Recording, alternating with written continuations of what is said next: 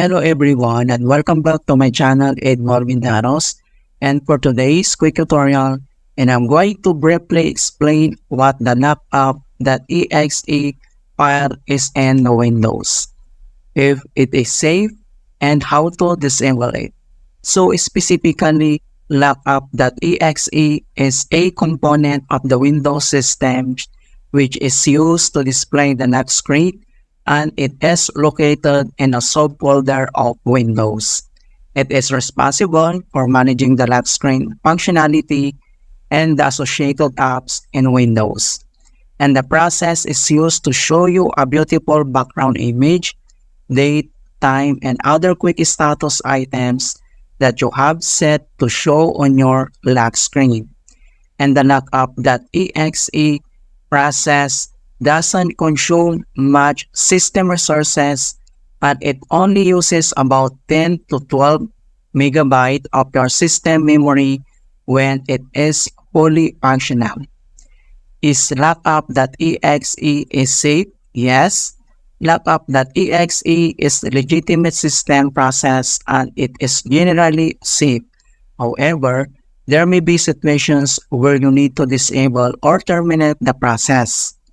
On how to disable lockup.exe, so all you had to do is to dito lang sa ating keyboard ay press mo lang yung Windows logo plus letter R, and then pop up itong run, and then dito lang sa box na to ay kailangan mo lang i-type dito yung command keyword na gpedit.msc. So i-type mo lang yung gpedit.msc and then click mo lang dito yung OK. And then, ito yung tinatawag na Local Group Policy Editor. So, ang next step, dito lang sa Computer Configurations, ay kailangan mo lang select dito yung Administrative Template. So, dito kailangan mo lang mag-double click. And then, dito sa Administrative Templates, so, kailangan mo lang select dito yung Control Panel. So, dito kailangan mo ulit mag-double click. And then, dito sa Control Panels, ang next step ay select mo lang dito yung Personalizations. So dito kailangan mo ulit mag-double click. And then dito lang sa right side makikita mo dito yung kanyang settings. Okay, so ang next step ay kailangan lang natin i-select dito yung Do Not Display the Lock Screen. Ito siya. So ang gagawin natin, so click mo lang yan. Kailangan mo lang mag-double click. And then pop up itong kanyang Do Not Display the Lock Screen settings. So ang gagawin natin dito ay kailangan lang natin itong i-disable. So, kailangan mo lang i-click tong enable and then click mo lang dito yung apply and then click mo lang dito yung okay. Alright? So, after dito, so dito lang sa start menu at kailangan lang natin mag-restart.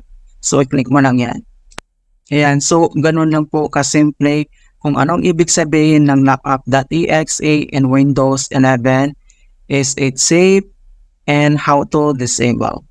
Alright, so please don't forget to like this video and subscribe to my channel for more quality content. Thank you guys and see you in my next tutorial.